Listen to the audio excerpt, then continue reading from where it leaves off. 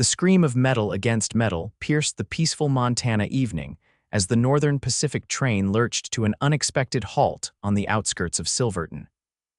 Hannah Porter's body flew through the air, her cotton dress billowing around her as she tumbled down the rocky embankment.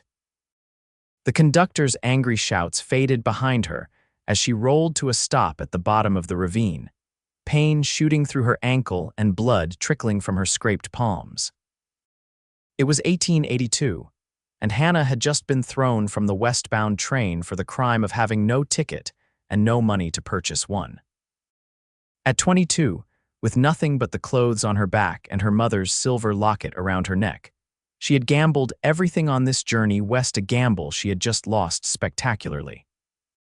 The train whistle blew once more before the engine roared back to life, wheels grinding against the tracks as it continued its journey, leaving Hannah alone in the vast Montana wilderness as twilight descended. She pulled herself to her feet, wincing at the sharp pain in her ankle. It wasn't broken, she didn't think, but walking would be difficult. The setting sun cast long shadows across the landscape, painting the distant mountains in hues of purple and gold. Beautiful, yes, but Hannah knew beauty wouldn't keep her alive through the night. The early autumn air carried a chill that promised a cold evening ahead. She limped toward a cluster of trees in the distance, hoping to find shelter before darkness fell completely. Tears stung her eyes, but she blinked them away. Crying wouldn't help her situation. She had survived worse than this, the fever that took her parents last winter. The leering advances of her father's business partner, who thought a newly orphaned young woman would make an easy conquest. The long journey from Boston that had depleted her meager savings faster than anticipated. The sound of hoofbeats made her freeze. A rider approached from the west, silhouetted against the setting sun. Hannah's heart pounded. In her experience, strangers rarely meant good news for a woman alone. She ducked behind a large rock, peering cautiously as the rider drew closer. He rode tall in the saddle, his broad shoulders outlined by the fading light. A cowboy, by the looks of his hat and the ease with which he handled his horse, a magnificent chestnut stallion that moved with powerful grace. The man pulled his horse to a stop not 20 feet from Hannah's hiding place. "I know you're there," he called out, his voice deep and steady. "Behind that rock, I saw you fall from the train." He dismounted in one fluid motion. "I'm not looking to cause trouble, just want to make sure you're all right." Hannah weighed her options. She could stay hidden and hope he moved on, but night was falling and she had no supplies. She could run, but her injured ankle wouldn't carry her far, or she could face this stranger and hope he was as decent as he sounded. "I'm coming out," she called, her voice shakier than she would have liked. Slowly, she emerged from behind the rock, keeping her weight on her good ankle. The man before her was younger than she'd expected, perhaps 26 or 27. His face was tanned from the sun, with clear blue eyes that assessed her carefully. A day's worth of stubble darkened his jaw, but his expression was open, concerned rather than threatening. "You're hurt," he observed, noticing her limp. "It's nothing serious," Hannah replied, though she winced as she took another step forward. "I'm Darryl Grayson," he said, touching the brim of his hat. "I've got a ranch about 5 miles from here." "Hannah Porter," she replied, then hesitated. Admitting her circumstances to a stranger seemed unwise, but she had few options. "The conductor threw me off the train. I couldn't pay the fare." Darryl's expression didn't change, no judgment flashing across his features. "That's a mighty harsh punishment for being short on funds. Where were you headed?" "Eagle Pass," Hannah said, naming the mining town where her cousin Mary lived, or at least, where Mary had lived when she'd written 3 years ago. "I have family there, or I hope I still do." Darryl looked westward where the train had disappeared. "Eagle Pass is another 80 miles west." "You won't make it tonight, especially not on that ankle." He glanced at the darkening sky. "Night's coming fast and temperatures drop quick up here. My ranch isn't far. I can offer you a meal and a place to sleep." Hannah stiffened. She'd heard stories of women lured by seemingly kind offers only to find themselves in worse situations. "That's very generous, Mr. Grayson, but I wouldn't want to impose." A faint smile touched his lips. "Miss Porter, I'm offering you shelter, not asking for your hand in marriage. My housekeeper, Mrs. Finch, will be there. She's a proper lady with a sharp tongue and sharper eyes. You'll be quite safe." The mention of a housekeeper eased Hannah's concerns somewhat. Still, she hesitated. "Or," Darryl continued, "you can spend the night out here with the coyotes and the mountain lions. Your choice, of course." As if on cue, a distant howl echoed across the valley. Hannah shivered. "When you put it that way, Mr. Grayson, I'd be grateful for your hospitality, just until morning." Darryl nodded. Until morning. He led his horse over to her. "Can you ride?" "It's been some time," Hannah admitted, "but yes." He cupped his hands to give her a boost. "I'll walk alongside. It's not far." Hannah placed her foot in his hands and found herself lifted effortlessly onto the saddle. The horse shifted beneath her but remained steady. Darryl adjusted the stirrups, his movements efficient and impersonal. "This is Rusty," he said, patting the horse's neck. "He's steady as they come. Just hold the reins loose and he'll follow me." As they set off, Hannah took the opportunity to study her rescuer more closely. Darryl Grayson moved with the easy confidence of a man comfortable in his own skin. His clothes were worn but clean: a simple cotton shirt, leather vest, and denim pants tucked into well-used boots. He wasn't carrying a visible gun, which she found reassuring. "May I ask why you were headed to Eagle Pass alone, Miss Porter?" Darryl asked as they traveled. Hannah considered how much to reveal. "My parents died last winter, influenza. There's nothing left for me in Boston, and my cousin Mary wrote years ago about opportunities in Eagle Pass. I sold what I could to buy a train ticket, but the journey cost more than I anticipated." "I'm sorry about your parents," Darryl said, genuine sympathy in his voice. "Losing family is never easy." "No, it isn't," Hannah agreed softly. "Do you know Eagle Pass well? Been there a few times to sell cattle. It's grown since the silver strike 3 years back. Rough place, though not as bad as some mining towns." He glanced up at her. "Your cousin, is she married?" "She was," Hannah said. "Her husband was a miner. In her last letter, she mentioned opening a seamstress shop." "Porter's seamstress?" Darryl asked, surprise evident in his voice. Hope flared in Hannah's chest. "Yes, have you seen it? It's on the main street. Doing well from what I hear. Mary Porter has a good reputation in Eagle Pass." Relief washed over Hannah. At least her journey hadn't been completely misguided. If Mary was established in town, perhaps she would help Hannah get on her feet. The landscape changed as they traveled, moving from open prairie to gentle hills dotted with pine trees. In the distance, a cluster of buildings emerged, silhouetted against the twilight sky. Smoke rose from a chimney, and the warm glow of lanterns shone from several windows. "Silver Creek Ranch," Darryl announced. "It's not much, but it's home." To Hannah's eyes, it looked like a small kingdom.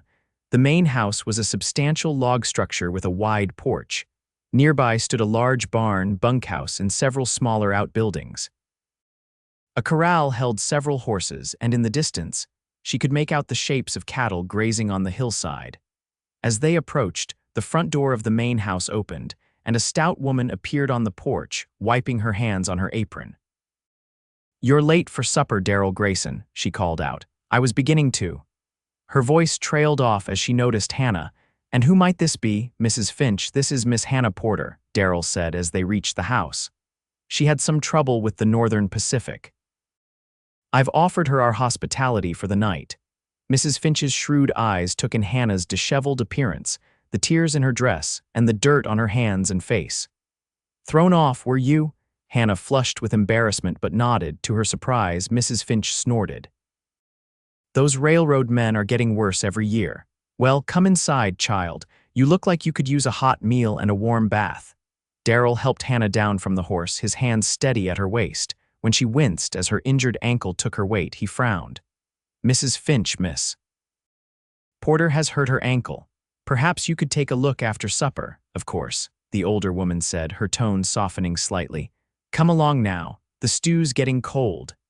Hannah followed Mrs. Finch into the house, acutely aware of her bedraggled state. The interior was simple but comfortable: polished wooden floors, sturdy furniture, and a large stone fireplace where a fire crackled cheerfully. The smell of beef stew made Hannah's stomach growl embarrassingly loud. "When did you last eat, girl?" Mrs. Finch asked. "Yesterday morning," Hannah admitted. I had an apple, but I was saving my last coins for Eagle Pass. Mrs. Finch shook her head disapprovingly and guided Hannah to a chair at the large oak dining table. Sit, eat, we'll talk after. Darryl entered after tending to his horse, washing his hands at a basin by the door before joining them. Mrs. Finch served generous portions of stew with freshly baked bread, and Hannah had to restrain herself from devouring it too quickly. As they ate, Darryl explained how he'd found Hannah, though he tactfully omitted mentioning that she couldn't pay her fare. "You're welcome to stay the night," he told Hannah. "Tomorrow I can take you into Silverton. The stagecoach runs to Eagle Pass on Thursdays. Tomorrow's Tuesday, Mrs. Finch pointed out. Darryl nodded. "Yes, which means you'd have to wait 2 days in town." He looked at Hannah. "No offense, Miss Porter, but Silverton isn't the safest place for a woman alone, especially one without funds." Hannah's heart sank. 2 more days before she could even begin the next leg of her journey, and no money for food or lodging in the meantime. "I appreciate your candor, Mr. Grayson," she said, trying to keep the desperation from her voice. "Perhaps there's work I could find in Silverton. I'm skilled with a needle and I can cook and clean." Mrs. Finch and Darryl exchanged a glance. "As it happens," Mrs. Finch said slowly, "I've been asking Darryl to hire some help around here. I'm not as young as I once was, and this house is too much for one person to manage." Darryl looked thoughtful. "We could use an extra pair of hands, especially with the harvest festival coming up.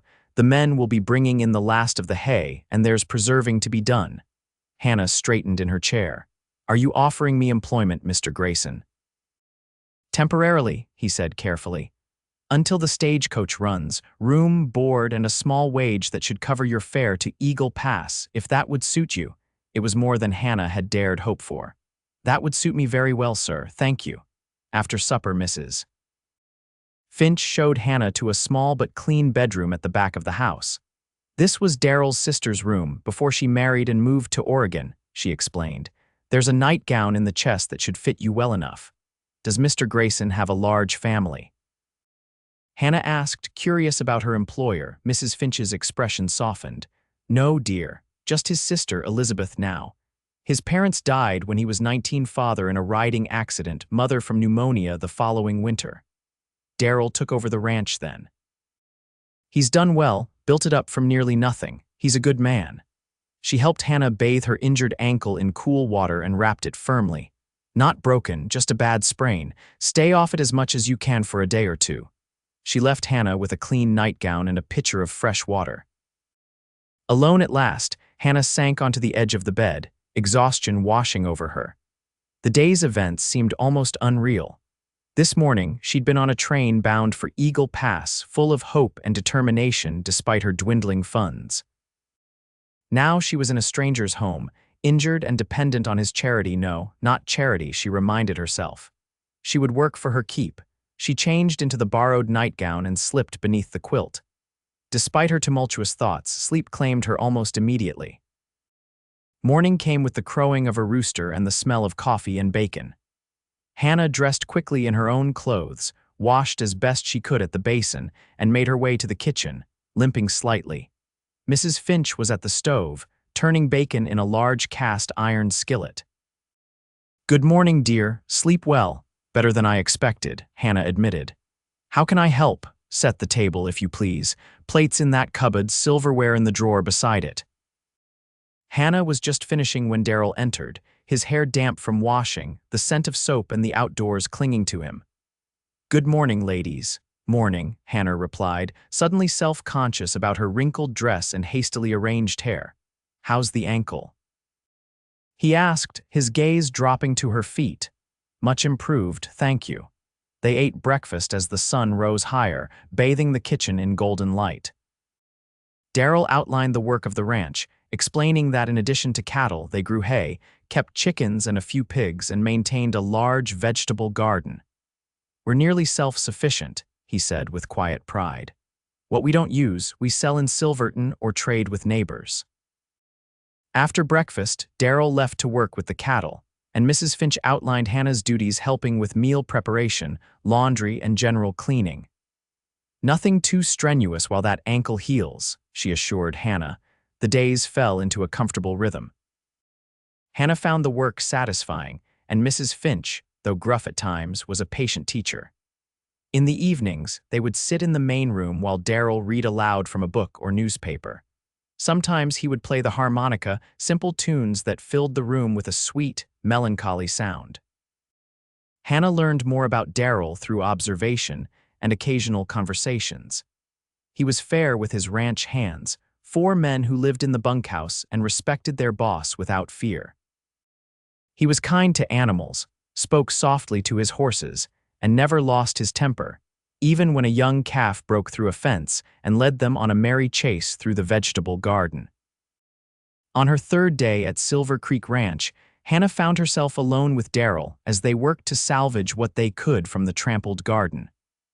"I'm sorry about the vegetables," she said, as she carefully replanted a row of carrots that had been uprooted. Darryl looked up from where he was mending the fence. "Not your fault. That calf has been trouble since the day it was born." He hammered a nail with more force than necessary. "Just like its mother, some stock is just born willful." "You don't believe that," Hannah said, surprising herself with her boldness. Darryl paused, hammer in mid-swing. "What makes you say that? The way you talk to that calf, even when it's causing trouble. You're patient with it. You don't believe it's bad, just young and learning." A slow smile spread across Darryl's face, transforming his usually serious expression. "You're observant, Miss Porter." "Hannah," she said impulsively. "Please call me Hannah. Miss Porter makes me feel like a schoolmarm." His smile widened. "Hannah, then, and you're right. I don't believe any creature is born bad. Scared sometimes, confused, but not bad." They worked in comfortable silence for a while. Hannah found herself stealing glances at Darryl, noticing the way the sun brought out auburn highlights in his brown hair, how his forearms flexed as he worked with the fence posts. "May I ask you something, Mr. Grayson?" "Darryl," he corrected. "Seems only fair." "Darryl," she repeated, liking the way his name felt on her lips. "Why did you stop to help me that day? You could have ridden past." He didn't answer immediately, seeming to give the question serious consideration. "I saw you fall," he finally said, "saw the train keep going. No one should be left alone like that." He paused. "My father always said a man's character is shown in how he treats those who can offer him nothing in return. Your father sounds like a wise man." He was. Darryl drove another nail into the fence post. "Though wisdom didn't save him from a spooked horse and a broken neck." "I'm sorry," Hannah said softly. He nodded his acknowledgement. "Life out here can be harsh. More reason to help each other when we can." He looked at her directly then. "Why were you on that train alone, Hannah?" "The real reason." Hannah sat back on her heels, soil-covered hands resting in her lap. "After my parents died, my father's business partner, Mr. Blackwell, offered to take care of me." She couldn't keep the bitterness from her voice. "His idea of care included moving me into his home, where his wife would have made my life miserable while he—" She swallowed hard. "Well, his intentions were clear." Darryl's jaw tightened. "So you ran." "I left," Hannah corrected, "with what little money I could claim as my own. I thought it would be enough to reach Mary, but everything costs more than expected. Food, lodging along the way, unexpected delays." She looked up at the mountains in the distance. "By the time I reached Montana, I had nothing left. And still you didn't give up," Darryl observed. "What choice did I have? Many give up with far less reason," he said quietly. The following day, a letter arrived from Eagle Pass forwarded from Silverton. Hannah's hands trembled as Mrs. Finch handed it to her. "Go on," the older woman encouraged. "Read it while it's fresh." Hannah broke the seal and unfolded the single sheet of paper. As she read, her heart sank. "Is it bad news, dear?" Mrs. Finch asked, noticing Hannah's expression. "My cousin Mary," Hannah said, her voice hollow. "She's gone. Moved to San Francisco last spring after her shop burned down in a fire that took half the main street." She looked up, blinking back tears. "The letter is from the new shopkeeper. Mary left it in case any family came looking for her." Mrs. Finch patted Hannah's hand sympathetically. "San Francisco is a long way." "Too far," Hannah agreed, folding the letter carefully and tucking it into her pocket. "I'll never have enough for that journey." That evening, Hannah shared the news with Darryl. They sat on the front porch after supper, watching the sunset paint the sky in vivid oranges and pinks. "What will you do now?" he asked after she finished explaining about Mary's departure. Hannah sighed. I don't know. Finding work in Eagle Pass seems pointless now. Perhaps I should try Silverton after all. Darryl was silent for a long moment. Or you could stay here. Hannah turned to look at him. Here? Mrs. Finch has been telling me for months that she needs help, Darryl said, his gaze fixed on the distant mountains. And you've proven yourself a hard worker. The position would include room and board and a proper wage. You're offering me permanent employment, Hannah clarified, her pulse quickening, if you want it. Now he looked at her directly, his blue eyes serious. No obligation. If you decide Silverton or somewhere else would suit you better, I understand. Hannah considered his offer. The past week at Silver Creek Ranch had been surprisingly pleasant. The work was hard but satisfying, the food abundant, her small room comfortable. Mrs. Finch, beneath her gruff exterior, was kind, and the ranch hands respectful. And Darryl. She found herself watching him more and more, the gentle way he spoke to his horses, his quiet leadership of his men, the rare but transformative smile that lit his entire face. She'd caught him watching her too when he thought she wasn't looking. I'd like to stay, she said softly. Thank you. His answering smile warmed her more than the summer evening. Good, that's good. The weeks that followed were filled with hard work as summer transitioned to fall. The last hay was brought in, vegetables harvested and preserved for winter, cattle rounded up from the high pastures. Hannah threw herself into the work, learning new skills eagerly. Mrs. Finch taught her to make jam from the wild berries that grew along the creek, to pickle vegetables, and to make soap using lye and rendered fat. Hannah's city-bred hands grew calloused, her pale skin tanned from working in the garden, her slender arms stronger from carrying water and wood. Darryl was often busy with the ranch work, but Hannah noticed he found more reasons to be near the house, checking the chicken coop, splitting extra firewood, fixing the loose step on the porch. Their conversations grew longer, more personal. Hannah told him about her childhood in Boston, her father's bookshop, her mother's love of music. Darryl shared stories of growing up on the ranch, his dreams of expanding their herds, the hard years after his parents died when he nearly lost everything. One evening in late September, Darryl invited Hannah to ride with him to check on a pregnant mare in the north pasture.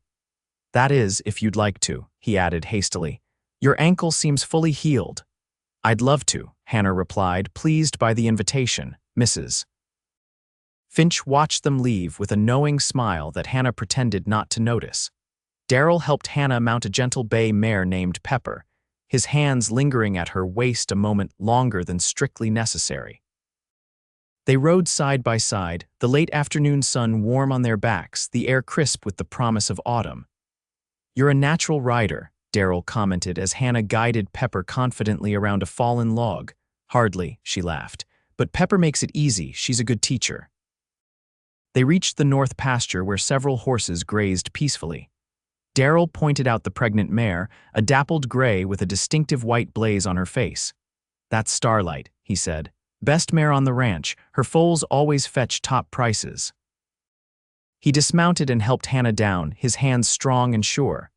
Come meet her. Starlight approached curiously as Darryl produced an apple from his pocket. The mare took it delicately, then allowed Hannah to stroke her neck. She's beautiful, Hannah murmured. When is the foal due? Early spring, Darryl said. I'll bring her closer to the barn in a month or so before the snow comes. They spent some time with the horses, then Darryl suggested they ride to a ridge overlooking the valley. The view is worth seeing, he promised. The ridge offered a panoramic vista of Silver Creek Ranch and the surrounding countryside. The ranch buildings looked small from this height, nestled in the valley with mountains rising beyond. The creek that gave the ranch its name wound like a silver ribbon through the landscape. It's breathtaking, Hannah said, taking in the view. It is, Darryl agreed, though when Hannah glanced at him, she found he was looking at her, not the vista. He cleared his throat. My grandfather staked this claim in '49. Said he knew the moment he saw this valley that this was where he wanted to build his life. He chose well, Hannah said. It's a beautiful place to call home. Home, Darryl echoed. That's what it is, more than just land and buildings. It's where you put down roots, build a life. He hesitated. Start a family. Hannah's heart quickened at the tone in his voice. Your grandfather must have been proud to see what you've made of his claim. He died before I was born, Darryl said, but my father used to say he'd approve. He turned to face Hannah fully. Hannah, I've been meaning to ask you something. A gust of wind chose that moment to snatch Hannah's hat from her head. She gasped, reaching for it, but it was already tumbling down the slope. I'll get it, Darryl said, scrambling after it. Hannah watched as he chased her hat, finally catching it just before it could be carried into a clump of thorny bushes. He returned, slightly out of breath, and handed it back to her with a rueful smile. Thank you, she said, securing it more firmly this time. Now, what were you going to ask me? But the moment had passed. Darryl glanced at the setting sun. It's getting late. We should head back before Mrs. Finch sends a search party. Hannah couldn't help feeling disappointed as they rode home in companionable silence, wondering what Darryl had been about to say. October brought cooler temperatures and preparations for winter. Hannah sewed heavy curtains for the windows to keep out drafts, while Darryl and the ranch hands repaired the roof and chopped endless cords of firewood. The evenings grew longer, with more time spent around the fireplace after supper. One such evening, Mrs. Finch retired early, leaving Hannah and Darryl alone in the main room. Hannah was mending one of Darryl's shirts, while he whittled a piece of wood that was slowly taking the shape of a horse. You're skilled with your hands, Hannah observed, watching the tiny curls of wood fall to the floor. Darryl smiled. My father taught me, said a man should know how to create, not just destroy. He sounds like he was a good father. The best, Darryl agreed. He would have liked you. Hannah looked up from her sewing, surprised. Why do you say that? Darryl set down his whittling knife. You're strong, determined, kind. He paused. Beautiful. Heat rose to Hannah's cheeks. Thank you, she murmured, unsure how to respond. Hannah, Darryl began, then stopped, seeming to struggle with his words. I've never been good at this sort of thing. I'm a rancher, not a poet. He stood up and paced to the fireplace, then back again. But I need to tell you, these past months with you here have been the happiest I can remember. The ranch feels more like a home with you in it. Hannah's heart pounded so loudly she was sure he must hear it. She set aside her sewing and stood to face him. Darryl, a tremendous crash from the kitchen interrupted her. They both rushed to investigate, finding Mrs. Finch's cat surrounded by the broken remains of a ceramic jug. Troublemaker, Darryl muttered, though without real anger. He helped Hannah clean up the mess, the moment between them broken once again. November brought the first snowfall, transforming Silver Creek Ranch into a winter wonderland. The work changed with the season: less outdoor labor, more indoor tasks. Hannah learned to make candles, helped butcher a pig for winter meat, and continued sewing and mending. One evening, a fierce blizzard howled outside, the wind rattling the windows despite the heavy curtains. Mrs. Finch had gone to bed early with a headache, leaving Hannah to finish the dishes. She was just drying the last plate when Darryl entered the kitchen, his arms full of firewood. Thought I'd build up the fire before turning in, he explained, setting the logs in the woodbox. That's thoughtful, Hannah said. It's getting colder, Darryl nodded. Worst storm we've had this early in the season. I'm glad you're not out there trying to make your way to Eagle Pass, Hannah smiled. So am I. Their eyes met across the kitchen, and something in Darryl's gaze made Hannah's breath catch. He crossed to her in 3 long strides, taking the plate and towel from her hands and setting them aside. Hannah, he said softly, his voice deep and earnest, I've been trying to find the right moment, the right words, but maybe there aren't any. He took her hands in his. I'm falling in love with you, have been since I found you by the tracks that day. I think part of me knew even then. Hannah's heart soared. Darryl, you don't have to say anything, he rushed on. I know you came here by chance, not choice. I know you might want more than a ranch in Montana. But I had to tell you how I feel before Hannah silenced him by rising on her tiptoes and pressing her lips to his. After a moment of surprise, Darryl responded, his arms encircling her waist as he deepened the kiss. When they finally parted, both breathless, Hannah smiled up at him. I love you too, Darryl Grayson. I think I have since you offered me shelter that first night with no expectation of anything in return. Joy spread across Darryl's face, lighting his blue eyes. Really, Hannah confirmed. I've never felt more at home than I do here with you. Darryl kissed her again, more confidently this time. "I've been carrying this around for weeks, waiting for the right moment," he said, reaching into his pocket. He pulled out a simple gold ring set with a small diamond. "It was my mother's. I'd be honored if you'd wear it, Hannah Porter." "If you'd be my wife," tears of happiness welled in Hannah's eyes. "Yes," she whispered. "Yes, I will." The ring slid perfectly onto her finger as if it had been made for her. Outside, the blizzard continued to rage, but inside Silver Creek Ranch, warmth and love filled the kitchen as Darryl and Hannah held each other close, planning their future together. The wedding took place on Christmas Eve, with Mrs. Finch beaming like a proud mother as she helped Hannah prepare. The ranch hands had decorated the main room with pine boughs and red ribbons, and the local preacher made the journey from Silverton despite the snow-covered roads.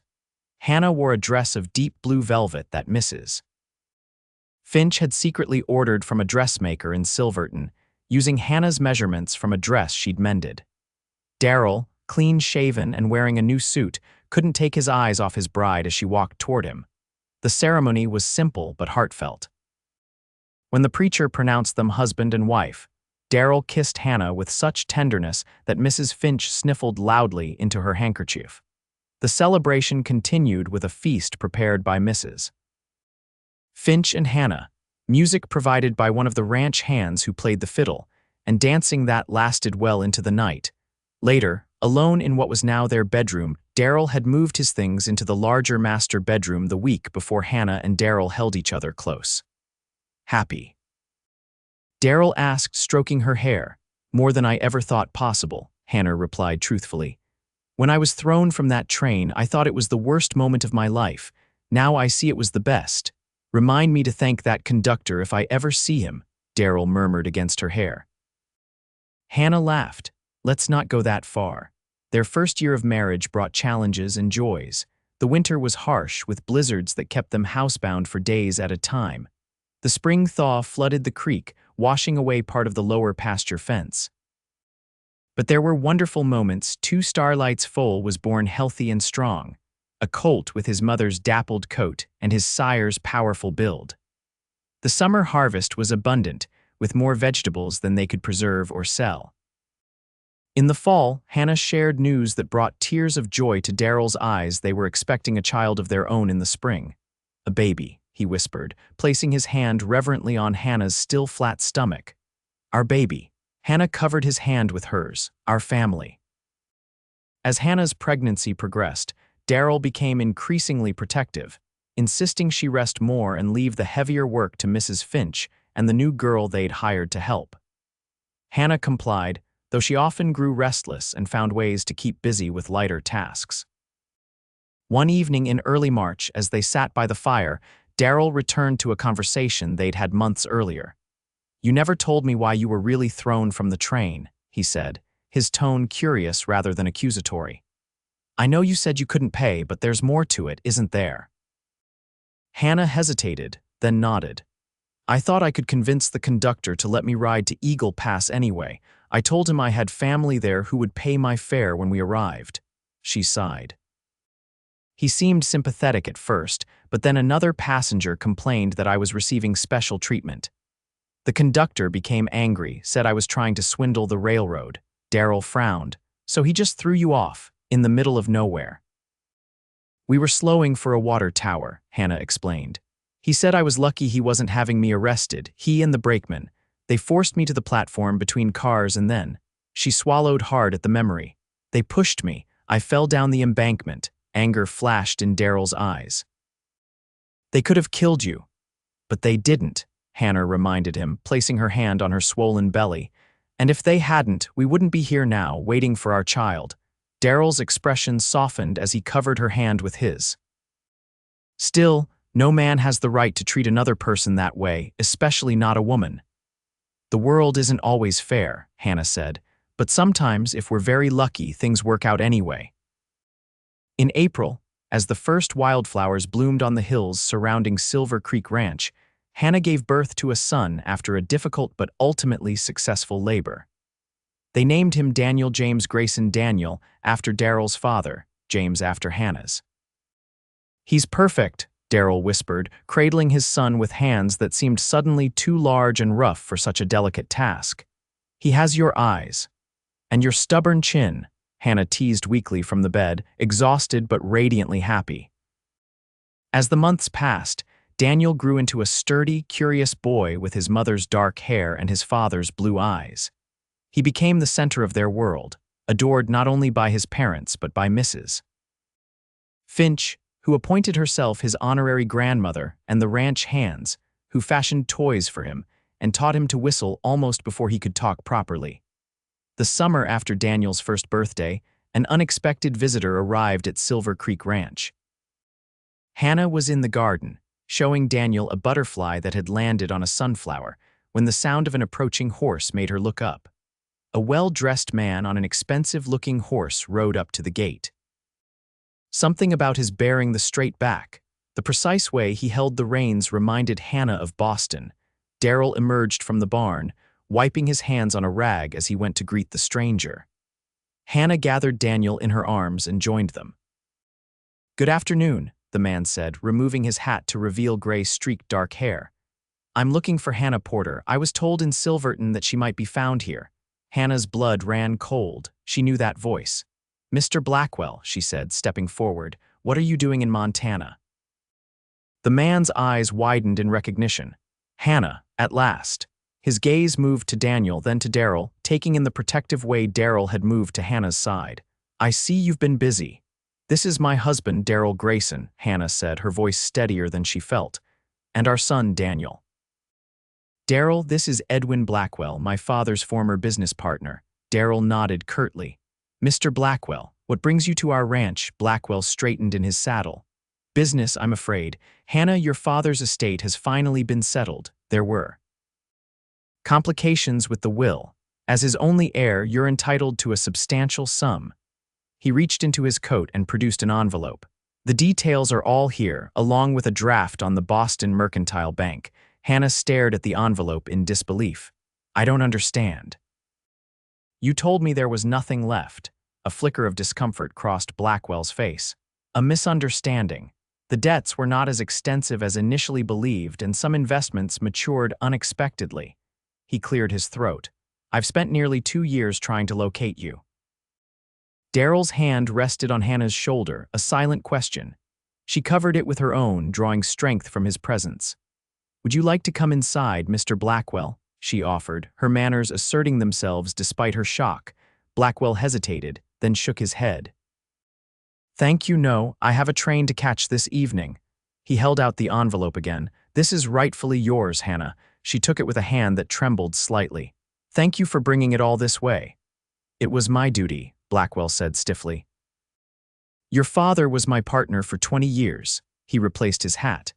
I wish you and your family well, Hannah." With that, he turned his horse and rode away. Hannah watched him go, the envelope heavy in her hand. "Are you all right?" Darryl asked quietly. Hannah nodded slowly. "I think so." "It's just unexpected." That evening, after Daniel was asleep, Hannah and Darryl opened the envelope together. Inside was a bank draft for an amount that made them both catch their breath, along with documents explaining the settlement of James Porter's estate. "That's a substantial sum," Darryl said carefully. "It is," Hannah agreed. She looked around the cozy main room of the ranch house at the home they'd built together. "What should we do with it?" Darryl took her hand. "It's your inheritance, Hannah, your decision." She smiled at him, love welling in her heart for this man who had rescued her, married her, given her a son and a home. "No, it's our decision. We're partners, remember." In the end, they decided to use part of the money to improve the ranch, building a larger barn, purchasing new breeding stock, hiring more hands to expand their operations. Some went into a bank account for Daniel's future education, and some Hannah set aside for a special project of her own. The following spring, Silver Creek Ranch hosted its first official gathering, the opening of a small schoolhouse built on the edge of the property. Funded by Hannah's inheritance and open to all children in the area, regardless of their parents' ability to pay. "My father believed in the power of education," Hannah explained to the assembled neighbors at the dedication ceremony. "This schoolhouse is his legacy as much as it is our gift to the community." As the years passed, Silver Creek Ranch prospered and the Grayson family grew. 2 years after Daniel's birth, Hannah gave birth to twin girls, Elizabeth and Margaret, named for Darryl's sister and Hannah's mother. 3 years later came another son, William. The children filled the ranch with laughter and activity. Daniel, serious and thoughtful like his father, showed a natural affinity for the ranch work. The twins were as different as sisters could be. Elizabeth quiet and bookish, Margaret adventurous and outspoken. William, the youngest, charmed everyone with his sunny disposition and mischievous grin. On the 10th anniversary of the day Darryl found Hannah by the railroad tracks, they rode together to the spot where they'd first met. A small wooden bench now stood there, placed by Darryl as a surprise for Hannah. "I thought we might want to sit sometimes," he explained as they dismounted. "When we come to remember," Hannah smiled, touched by his thoughtfulness. "It's perfect." They sat together, looking out over the landscape that had become so familiar and beloved to them both. In the distance, a train whistle sounded, the same Northern Pacific line that had once thrown Hannah from its cars. "Do you ever wonder what would have happened if you'd made it to Eagle Pass?" Darryl asked, his arm around her shoulders. Hannah leaned into his embrace. "Sometimes. But then I remember that Mary had already left. I would have arrived in a strange town with no one to help me, no money, no prospects." She turned to look at him. "Being thrown from that train was the best thing that ever happened to me, Darryl Grayson. It brought me to you." He kissed her then, still with the same tenderness as their first kiss, but deepened by years of shared joy and hardship, triumph and loss, the daily work of building a life together. "I love you, Hannah Grayson," he murmured against her lips. "And I love you," she replied, "always." They rode home as the sun began to set, back to their children, their ranch, the life they'd built from an act of kindness on a summer evening long ago. Behind them, the train continued its journey west, carrying other travelers to their own destinations. But Hannah had already found hers not at the end of a railroad track, but in the arms of the cowboy who'd found her when she was lost, and given her not just a home, but a heart to call her own. As they approached the ranch, they could see their children playing in the yard, Mrs. Finch watching from the porch. Daniel, now 9, was showing his younger brother how to throw a lasso, while the 7-year-old twins appeared to be engaged in an elaborate game involving their dolls and several of the farm cats. "They're getting so big," Hannah said with a touch of wistfulness. "It seems like yesterday that Daniel was learning to walk." Darryl nodded. "Time moves too fast." He glanced at her, a familiar warmth in his blue eyes, "but I wouldn't trade a single day." As they rode into the yard, the children spotted them and came running, calling out greetings and competing to be the first to share their day's adventures. Hannah dismounted, opening her arms to gather her children close, her heart full to bursting with gratitude for the life she had found, a life that began with a fall from a train, and the kindness of a stranger who became the love of her life. That night, as she and Darryl prepared for bed, Hannah paused at the window, looking out at the moonlit landscape of Silver Creek Ranch, their land, their home, their legacy. "What are you thinking about?" Darryl asked, coming to stand beside her. Hannah slipped her arm around his waist. "Just how fortunate I am, how one moment can change everything." She leaned her head against his shoulder. "That day, when I was thrown from the train, I thought my life was over. I never imagined it was just beginning." Darryl turned to face her, framing her face with his hands. Though time had left its mark on them, both fine lines around their eyes, a touch of gray at Darryl's temples, he still looked at her with the same wonder as he had on their wedding day. "You gave me more than I ever dreamed possible, Hannah," he said softly. "A family. A purpose beyond just working the land." He kissed her forehead. "You made Silver Creek Ranch a home." Hannah smiled, thinking of the frightened, desperate young woman she had been and the strong, confident wife and mother she had become. "We made it a home," she corrected gently. "Together." And as she settled into bed beside the man who had saved her in more ways than one, Hannah Porter Grayson knew with absolute certainty that every step of her journey, even being thrown from a train for having no ticket, had led her exactly where she was meant to be.